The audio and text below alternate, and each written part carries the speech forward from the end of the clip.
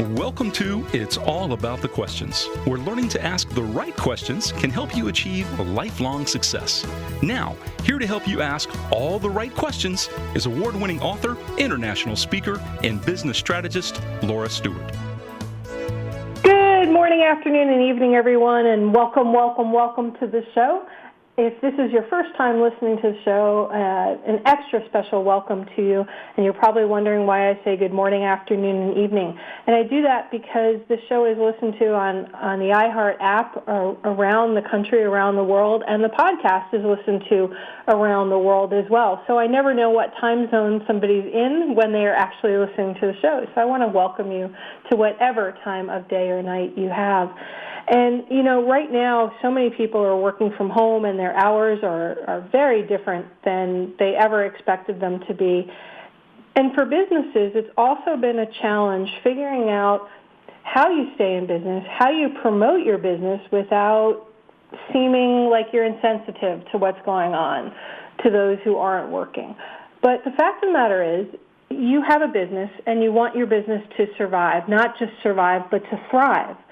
And for so many people who listen to my show, you may be speakers, you may be authors, you have a business that in the past you've been at events, and that's how you promoted your business. That's how you found new clients. Well, the world has changed right now. We've done a pivot for a little bit. We don't know how much longer this is going to happen. So how do you promote yourself and your business in the challenging world that we're seeing today? And frankly, this has been a challenge even before for so many people. My dear friend Jackie Lapin has agreed to be back on the show with me. She has been helping leaders, entrepreneurs, authors, speakers, messengers connect with their followers around the globe for, oh my gosh, more years than I can count. She is one of those people that understands how the world works and wants nothing more than to help you get your message out there into the world. She's worked with some of the top people in the world who, luminaries, leaders, filmmakers, authors, grow their businesses, sell more books. I mean, I could go on and on and on. And Jackie is here today to help you figure out what you can do to grow your business, to promote yourself right now. So Jackie, thanks for being on the show. Oh, Laura, thank you for having me back. I always love to spend a little time with you and seeing how we can help people get back into the swing of things here. Yeah, you know, it's been really interesting watching what's been happening with marketing and PR and events. You know, it seems like so many event managers had never even prepared for the fact that they might not be able to hold an event. And they don't know how to pivot to a virtual event. What have you seen going on for the last few months? I mean, you've been doing this for a really long time and have seen pretty much every scenario play out. Well, I think that Zoom, the technology that connects people, is really a game changer. If you're going to go to a virtual event, it is a very simple system to operate, and it gives you the opportunity, if you want to give people networking opportunities. You can break them out into smaller groups. And somebody was laughing the other day that, and I felt much the same, that I've had breakout room fatigue. I've been on so many conferences where not only is there a host and they're offering valuable content, but it enables you to continue networking within the community. So I probably got 50 leads just over the last 10 days that I've been doing breakouts in various different conferences that moved from in-person conferences to virtual conferences. So I would say to anybody that does events, don't write off the opportunity to continue doing your event just because there is no opportunity to do it live and in person. So I think that a lot of people are realizing that there's an opportunity there to at least engage and hold their audience until they can get back into rooms with them. So I think that, you don't have to throw up your hands and say, it's all over. There are other alternatives. And certainly I've also been on live streaming events on Facebook where somebody basically did 3 days worth of education with a series of speakers. Now, that wasn't as interactive, but it was highly educational and allowed her to sell her high-end program out of the program, right off the live stream, or essentially coming out of the live stream.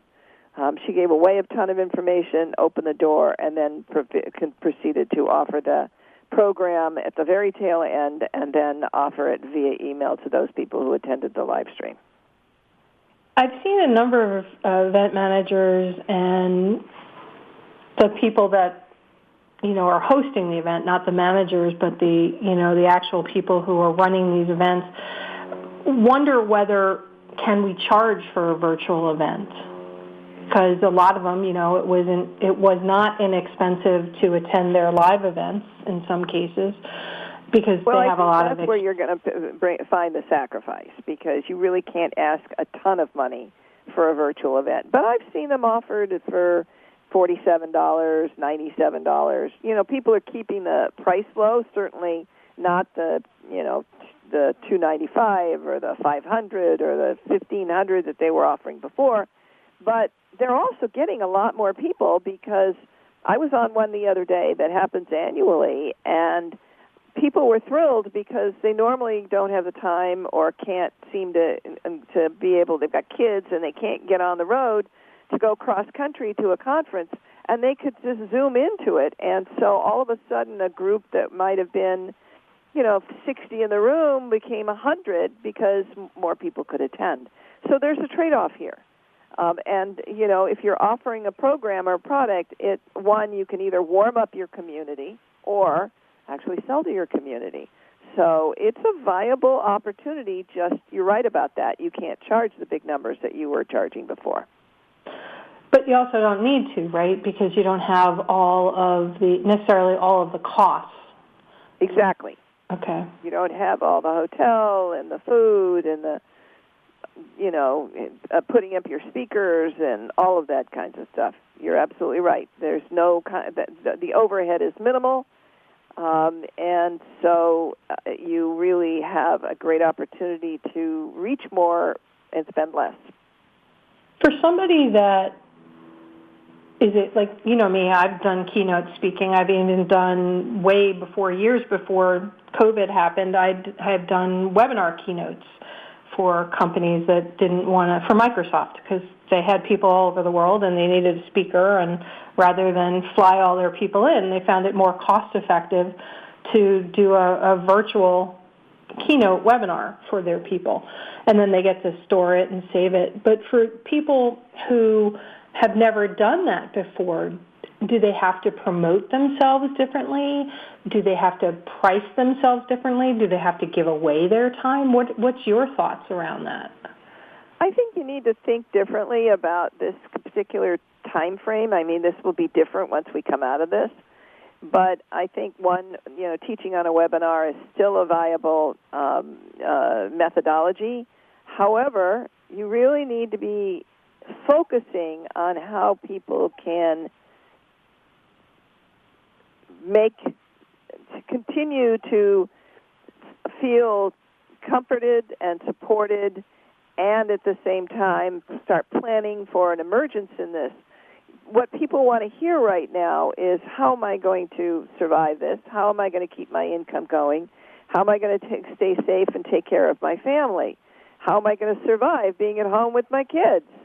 All of those kinds of things are, if you stay somewhat in the topic of helping people cope and still earn a living during this period of time, your numbers are going to still be substantial. If you continue just doing the old thing during this period of time, you're probably not going to see a lot of focus. So stay within caring for your community, showing that you are attuned to what they're going through, and you're going to continue to see opportunities to carry forward. Now, you've spent a lot of time. I happen to love your radio media podcast tours that you do. and your speaker opportunity cities, which always helped connect people to events that were happening in their city that they could pitch. Have you seen a difference in how people need to pitch to be accepted by the events right now, or to set themselves up to be accepted by bigger events down the road? And well, I think that let me just say that from an event standpoint, our Speaker Opportunity Cities regional directories gives people all the regional, local meetings, venues, and associations between 800 and 1,500 in their own markets. Most of those meetings are obviously not yet back. They will be back probably starting in the fall. And what we're telling people is you should be start to pick the ones that are appropriate for you come, August and September, and then start pitching them as soon as those meetings start coming back, probably in October. Because even if they are still booked through this end of the year because they had other people that were booked earlier in the year and they're shoving them into the last quarter, they're going to be starting to book for 2021. So the last quarter of this year, you should be aggressively pitching to fill your calendar in 2021. So your pitching should still be, whatever your subject matter is, but I wouldn't focus it exclusively on COVID because you're going to be talking about other kinds of things, more return to business kinds of things starting in 2021. So that's when what the topic should be focused on and reemerging from COVID, and what are our next steps? How should we get reengaged in business? So that's what we're really telling folks. Now, if you're looking for major conferences, and that's not the service that we actually perform, but if you are looking for major conferences, some of those are now taking submissions for the fourth quarter of this year. So if that's the kind of events that you're still looking at, you should still be looking at trying to submit on those call for speakers at this time for those bigger events at this time of the year. Now, the good thing about our radio podcast tours, which you mentioned, which we love, and you've been so gracious about having so many of our guests on the show, is that there is no better a time to be doing a radio podcast tour than right now, because more people are sitting at home consuming radio and podcasts than ever before. They have nothing else to do, and they're looking for content that is going to fulfill their businesses, help them emerge from all of this. And the other corollary to that is you can stay safe at home and still talk to millions of people. And we have really been upping our radio podcast tour game because there are people, some that want to talk about the COVID situation, but many just want to talk about their books and the methodology to emerge from whatever it is that obstacles that they've overcome that they want to teach somebody else to overcome. So, or methodologies that are going to improve their life. Where our tours basically introduce authors and leaders to 9,000 radio shows and podcasts. And the focus of them is how offering guests that improve one's life, one's business, or the planet in one way, shape, or form. So our mission is to help the people who are compelled to get out into the world to help others to deliver their message to more people and in better ways. And in this COVID situation, the silver lining is that more people are going to hear you. Tragically, obviously, many people are suffering during this time, but many people are just simply waiting it out. And great information is going to be great information now, or it's going to be great information in 6 months.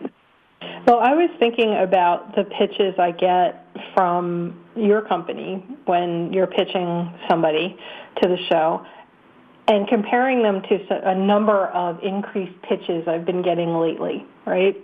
and I think this is just really important for everybody that's listening out there. There is a right way to pitch to be on a show and a really wrong way. I mean, Jackie, I got a pitch the other day that I swear must come from some automated system. It's the same person over and over again with lots of grammatical errors and very generic content. They start out sort of saying that they know what my show is about, and then as I read it, they've basically thrown in a couple of business buzzwords. They happen to mention the last guest that was on the show, and then say, well, here's everything about us, and you should just have us on the show. And as I read it, I go, I don't think these people are real. I wonder if they're even a legit company. And I'm hesitant to Google them to find out if they're real because the way the pitch comes across is so fake. Well, and one of the other things that one of my friends complains about all the time is, you know, a lot of young people in PR agencies, they're used to dealing exclusively on social media and by email, and he wants to talk to somebody, and he'll pick up the phone and and he want to be able to have a conversation, and nobody will respond to him. You know, when you're pitching something, you need to make sure you're available to answer questions, and you're right. It's got to be grammatically correct. It's got to be compelling. It has to tell a story. It has to create a need. What is the audience going to hear? What is the benefit to the audience? How is the benefit going to change people's lives? And you need to do it in such a way that it's entertaining and exciting, or that moves people to action. When we send to 9,000 radio shows, our secret sauce is that pitch letter, because then people will respond to us. We don't have to pick up the phone and call 1 million people. People are excited about the guests that they're hearing about, and they say, I want that person on my show. So you're right, Laura. The letters have to be really defined based on what is the essence of this person that we're offering, and what is it? How can you see their heart and their intention and their light in the world? That's what that pitch letter needs to convey, and that's what we strive to do when we are capsulating somebody for a show host. Yeah, I mean, I've gotten several lately from you guys, and I'm like, oh my gosh, this person would be great. And I'm like, okay, when can I fit them in the show? And then looking at it generically of, okay, what will my listeners get out of it? And so many of my listeners who want to be on shows don't know how to even write a pitch, how to get whatever they do into a concise enough format that anybody they pitch to, whether it's an event manager, whether it's a virtual summit they want to speak at, or whether it's a show like mine, what would you recommend to them? Are there questions they need to ask themselves, things that they should be doing to make sure? I mean, you've shared a couple. Yeah, there are a couple things. First of all, what's timely about this? Does it tie in with the news? Does it tie in with what's going on in the Zeitgeist? Does it tie in with something that the public is worried or concerned about? Secondly, is there a great human interest story here? And can you tell it concisely in a paragraph or two? Is there a question to ask? This is a show about questions. You can often start a pitch by posing a question and then presenting the fact that you have the solution. Those are all some of the simple ways that you can do it. I actually have a training program on speakertunity.com. If you go there and open the Get Book training sequence, there's actually a module there that will teach you how to write a pitch letter. We want to make sure that people, even if we're not doing the pitch for them over at our Conscious Media Relations company, that's the one that does the radio podcast tour. On our Speakertunity one, we give people an opportunity to learn how to write their own pitch letters, and then we have a service over there called Speakertunity Radio Insider, where we give people 25 radio shows and podcasts a month that they can pitch themselves so we want to give them the skills to write that pitch letter if they're going to pitch themselves. So, we want to make sure that people who are offering themselves through our services are really putting themselves ahead of those people who really can't write a good pitch letter. Yeah, I can't tell you how many I read and immediately delete. It's just gotten so frustrating, and you can almost... Well, and not only do you have to have a great pitch letter, you have to have a really good subject line. It's not just the pitch letter. You got to have a great subject line. Otherwise, people won't open it at all. As I've done a few times, because I end up in my junk folder, and I go through there, and I'm like, what the heck was that? What were they thinking? and I'm like, all right, I just need to just delete this one. But some of the people, it kind of intrigues you a little, and then I try to go search them on the web, and I can't find them. Their name doesn't even pop up on the third or fourth page of Google. Oh, my goodness. That is deadly. Yeah. And you should be, frankly, you should be able to give somebody in a pitch letter a website that clearly defines who this person is. And hopefully it will have had some traffic and be visible either way. But you really want to give somebody a quick glance of who this person is through a website or some other methodology. Yeah, I've had people send me LinkedIn links, and I'm okay with that because, you can see a lot that's going on with somebody on their LinkedIn. But if somebody wants to be on the show, they've got a book, they've got a business, they're supposedly some successful person, I fully expect them to have a website with their name on it. Absolutely. Absolutely. I mean, if you want to be credible, you need to be credible.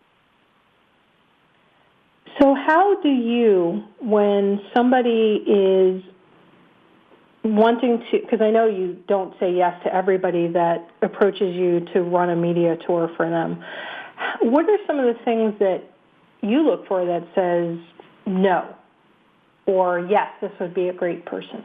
If they have a tiny little book that's basically more a pamphlet than a book, if it's an e-book that is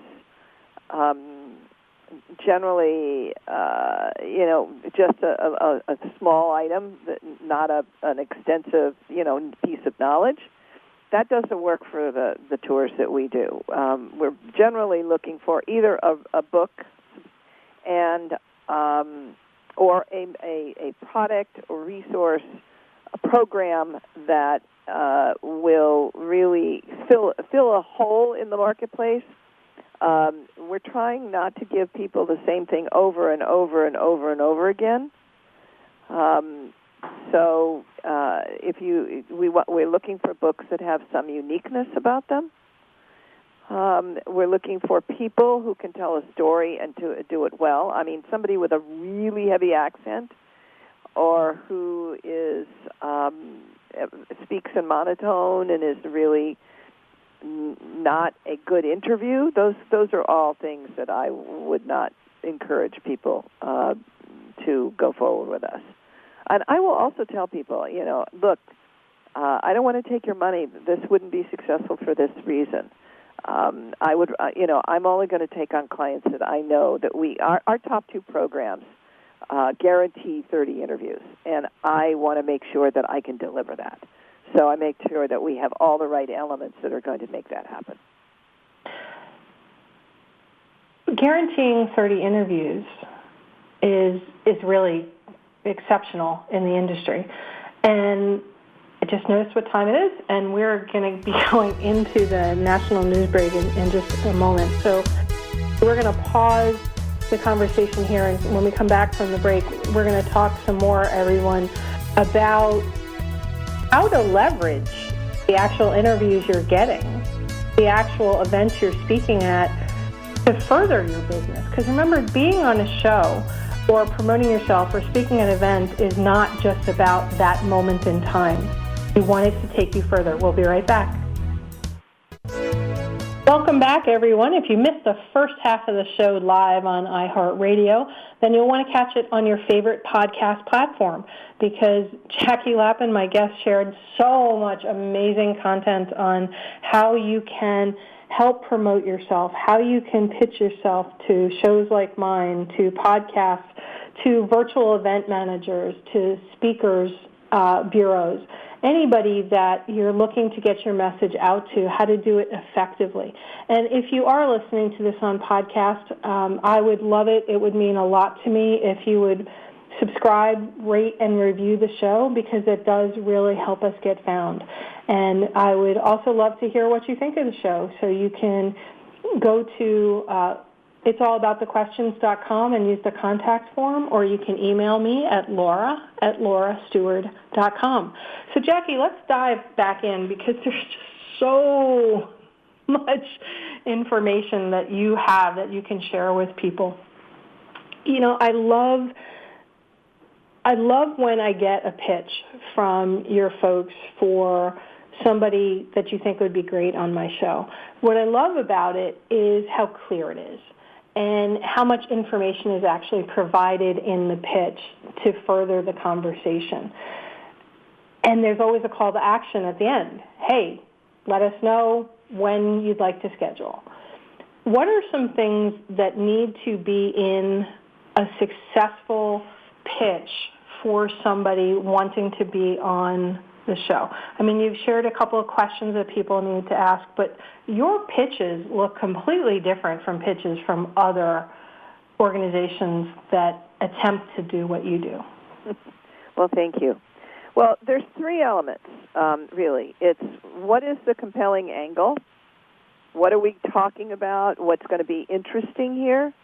What is going to be the benefit to the audience? The second one is, who is this person? What are their credentials? What have they done in life? How do they get to where they are? Do they have a compelling story that shows how they went from 0 to 60, overcoming something, and now they can share that information? So the second part about it is, who is this person? The third part about it might be, what is the information we're going to impart in that interview? And we do it a lot of times in bullet points. We say, and she or he will tell your listeners the following things. And it's not usually the core of what. We've already established what the core information is going to be. But we talk about highlights and other topics related to that we call out as useful information that people are going to get when they listen to this interview. So those three things are really what knits a pitch together, in essence. One of the nice things about having a book is when you, in that second part, when you're talking about what are the credentials, if you simply say the person is the author of a book on this subject, that gives them instant credibility. So it's one of the reasons why it's so valuable to write a book. It's not a matter of it's going to make you money. The book doesn't make money in this world any longer. But it's the opportunity to, one, establish yourself as an expert or as someone who has had a journey that has presented them to where they are now as an expert. But it also gives the host the sense that this person is a good storyteller, somebody who has something to say. And it is, and lastly, it is a good excuse to get them airtime, because somebody with a book almost always has a leg up over somebody who doesn't have a book. Now, that's not to say what we tell people, our clients, when they come to us and they say, well, does it have to be a book? No, it doesn't have to be a book. But one of the things that we've discovered is that you will get more interviews if you have a book than otherwise. We lose about 5 or 10% at the lower end of that spectrum that say no book, no interview. So it increases your odds of getting on more shows if you happen to have a book. It's not an absolute necessity, but it will improve the rates, and it provides a really good gate opener to get on a show. So by indicating within the pitch that somebody has a book, that gives that pitch an extra incentive to get accepted. I've had several people who have pitched me, not through you, that I thought, I want to have them on the show. And they've had a book, And I go, okay, I need a copy of your book. And they're like, okay, well, we'll send you a PDF copy of the book. And I'm like, no, I need a hard copy of the book. And they're like, well, we can't get you a hard copy of the book. And that to me is an immediate, I don't want them on my show. Because I have my needs as a host where I don't want to sit there and print out an entire PDF of a book. I literally read my guest books cover to cover. I dog-ear them. I highlight them. I stick Post-it notes in them in order to prepare for the interview. And somebody that's unwilling to accommodate the show requirements, to me, is an immediate red flag. What do you say about that, and how do you, am I being completely irrational with my requests? Well, if you are, then you're same kind of irrational as 85% of the show hosts. We tell our radio tour clients, you need to send us 50 books before we start this process, or you need to have 50 books in hand for you to send, because simply 85% of the hosts all want a physical book. You guys sit in front of your computers all day long, and you don't want to have to read a book on your computer or, like you say, print out and waste all that paper for a one-time read. So, no, 15% will take a PDF, but everybody else wants a hard copy. So if you're not prepared to give that, then don't go pitching yourself. Because right up front, you should know that most show hosts will not only prefer, but like you, that will reject an interview if they can't get a physical book. Yeah, I've had some shows where they wanted me as a guest on their show to talk about, the power of questions and several different topics that I speak about. And I literally went to Amazon because it was easier for me to go to Amazon and mail them a copy of the book from Amazon to pay for it than use some of my supply that I buy from my publisher through distribution. And they're like, you paid for a book for us? I said, yes, I want to be on your show. Makes good sense. And to me, it was a good investment. Plus, my numbers go up because I've ordered a book, online. But I offer when I'm asked to be on a show, I offer them, do you want a physical book, an audio book, or a Kindle? And it seems to help a lot. But yet there are so many people that they don't get it. They say, well, they should just know who I am and want me on the show. I love that sense of entitlement. You guys either have to pay for your airtime or, choose them over somebody else. They should be grateful, as we are to all of our hosts, for the airtime that they give our people. It's a relationship building process.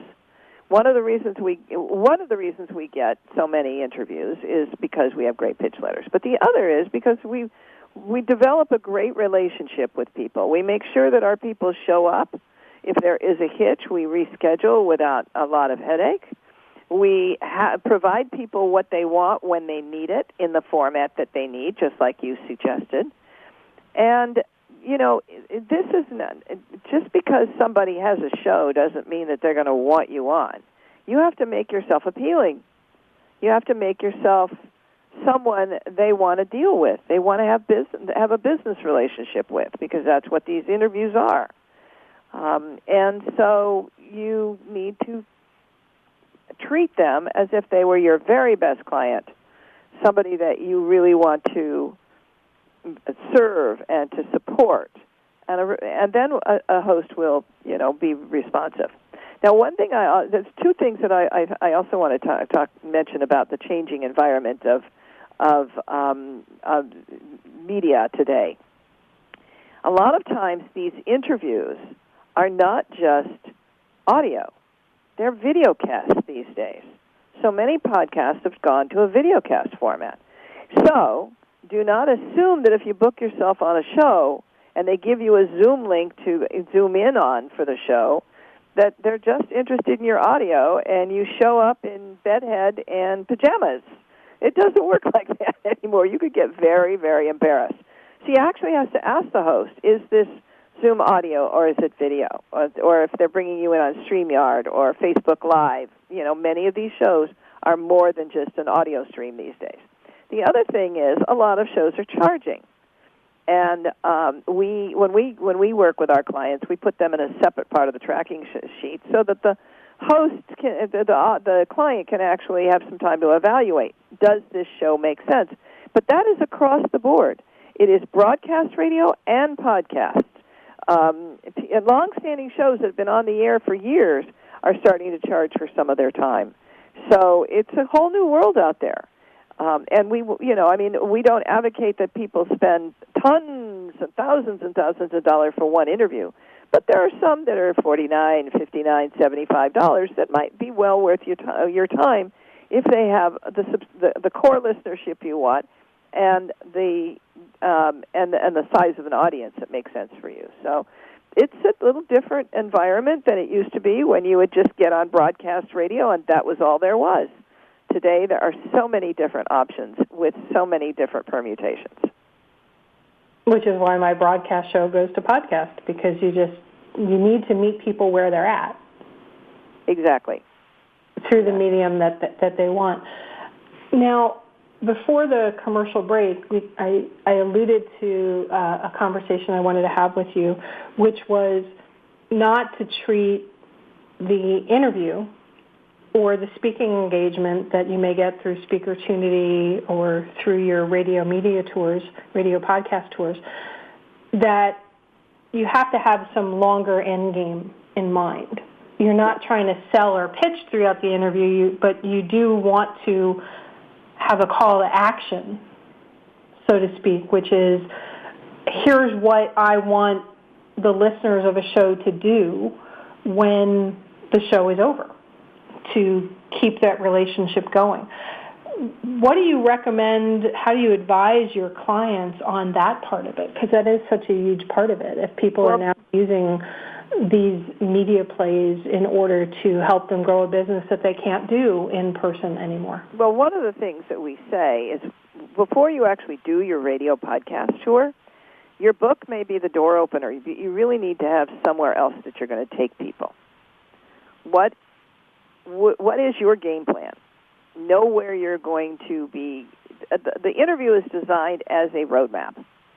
So we, in fact, encourage our clients. We always either build media kits for them or have them lay out their own media kits in a certain way, that the questions, the 20 questions that we ask our folks to provide, will lead people down a path. And that path is, here's what my expertise is, here's how I can help you, and here's what I have to offer you, essentially. I mean, there's great information imparted, but basically you're giving people breadcrumbs.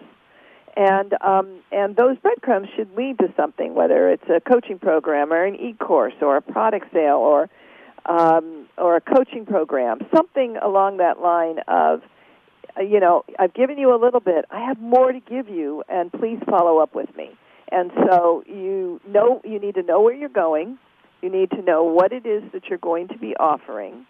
So don't just show up and pitch a book, because of if you just pitch a book, you have no way of staying in contact with that person. You need to get them to your website somehow and offer a free gift or a free piece of information that will they opt in, or offer something for sale, so that depending on what the host says, I mean, some of them don't want you they don't want you to be very salesy, but you can very honestly just say, look, I have this option for you, and if you're interested, reach out to me.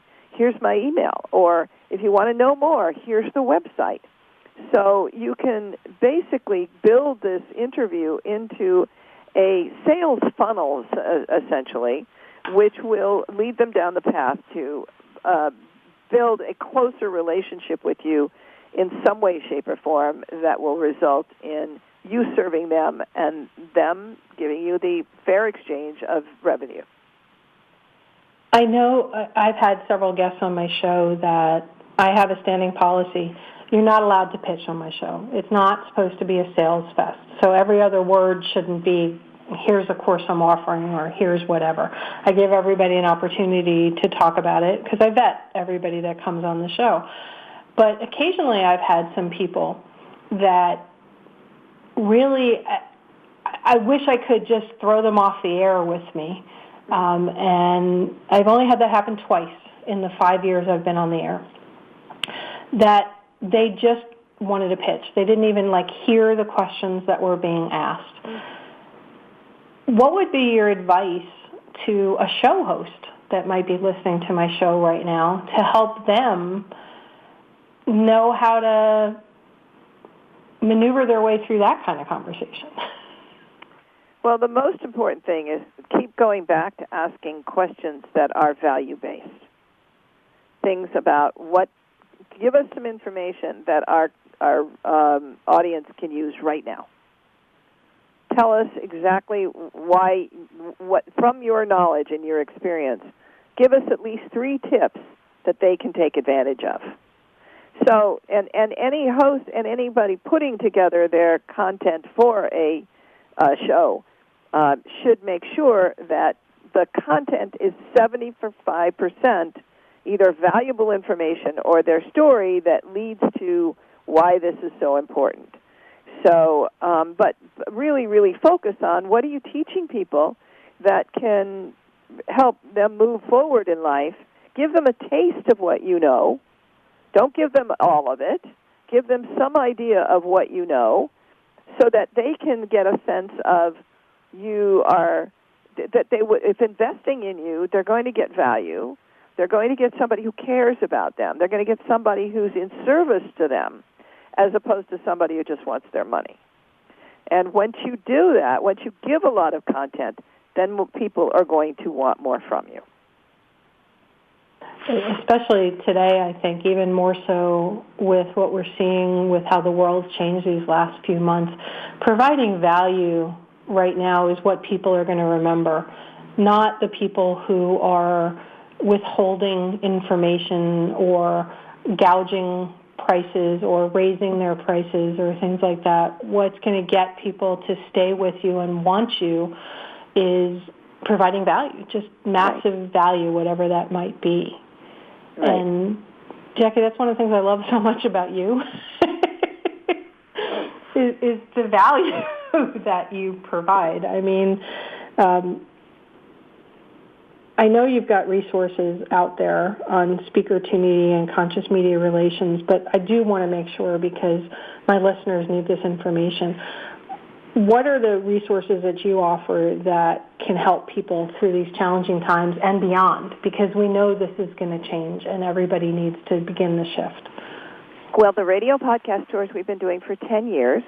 You can go to consciousmediarelations.com, consciousmediarelations.com, and you will see 60 amazing reviews from people that we've worked with. And once you're interested, then please reach out to me at Jackie at consciousmediarelations.com, and I will be happy to have a conversation with you to see whether this might be something that we can do for you. And reach out to 9,000 radio shows, and the top 2 programs guarantee 30 interviews. Now, if you're looking for sources that you can do yourself, we have Speakertunity under the Speakertunity.com brand. You can go there and you can see our subscription services that are $35 a month. That'll give you speaker leads all over North America, radio shows or podcasts, of 25 radio shows and podcasts each month for you to pitch, or virtual summits with open guest presenter seats that are looking for folks to be on their events. All of that is there, but most importantly, we're very excited about launching Speakertunity City's regional speaker lead directories, where we give people between 800 and 1,500 leads in the market of their choice. Wow. And that could be in the business sector, or in the philanthropic and service sector, in the consumer sector, where you're touching consumer directly, or on the spiritual area, Unity, Spanish for Spiritual Living, faith-based groups.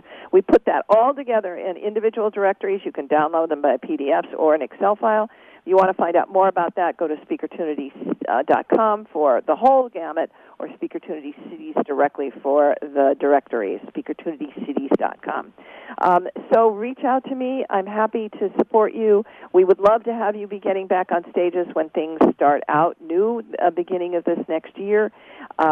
So start filling your schedule in the fall. And you can, if we don't already have your market, available on Speaker Opportunity Cities. We will have 30 available by the fall. Just put in the bottom of the form at the page which market you want, and we will then let you know when your market is ready and available. So many people think that, like there's nothing happening right now, that there's no way they can speak or anything. And, I think what you've shared with us throughout the show today, Jackie, is there are many opportunities out there. You just may have to look for them a little bit differently. Mm-hmm. And that's why I love the work that you do, because you help people find those opportunities. So what would be a last thought you'd want to share with my listeners if they're feeling just frustrated and like nothing they're trying is working, that they don't know what their next step would be? What do you say to them? Start moving forward. Start planning what your next steps will be. You don't have to be doing it all right now in this climate, but you can use this time effectively to build your Speaker One sheet, write your media kit, do all the things that will make you in a position to be able to come out of this with, swinging. I know that you don't promote this part of what you do. I'm not even sure you still do this, but I know that you used to help people write their media kits. You had a service that you would do that for people. Are you still doing that? Depending on what it is, I might write a media kit for people, but the pricing is a little bit higher than if it was part of their radio media tour. Just simply because then they have to pay. I have to be paid to read their book first. But I'll do that on occasion. But other than that, no, we don't do pitch writing for other folks. But they can go to the Speakertunity site, speakertunity.com, right? And find out how to do it themselves. Yeah, which is, I just think it's so critical, everyone, to present yourself professionally. Even if you're new to promoting yourself, or you've been doing it for 1,000 years. Right. Presenting yourself in a professional manner will differentiate you from everybody else that's just out there throwing stuff against the wall to see what will stick. And, I can't say enough. God, I sound like a best commercial in the world for you, Jackie. Thank you, sweetheart. There's so much about PR and promotion and getting your message out that people think, like I had said, they should know who I am syndrome. Right. Assume that nobody knows who you are, right? Would that be a good way to go? But have confidence that you do, that they should know who you are. Right. Well, this has been wonderful, darling. Thank you very much for having me on. It's a total joy for me to share with you, my listeners, all of this great content. And Jackie, we've got like another minute or so left. Where are you? What's next for you over these next couple of months? Because you're speaking at events that are virtual. And we're going to do a national launch for Speaker Opportunity Cities in the fall. So that's going to be our big thing. That's perfect. Okay. And I know you're going to be speaking at an event in June virtually, an event that used to be live that's now going virtual. So right. Is there a resource? Is that something that you guys have, a resource where people can find these virtual events? No, I'm sorry. That's not something we can do at this point. Okay, I think it's a new product for you at some point in time. Yes, right. All right. All right. Well, thank you so much for being on the show, Jackie. I'm really grateful for you being here. Thank you, as always, as I. And to all my listeners, one of the things that I've learned over the years of knowing people like Jackie and a lot of other people and hosting my show for 5 seasons now is that no matter what the situation is going on in the world, people need wisdom. They need knowledge. They need to understand different ways of thinking of things. So if you have valuable information out there, somebody's going to want it. It's a matter of getting that information out to them. So remember, everybody, the right questions can change your life. So what are you asking today? And go out there and be kind.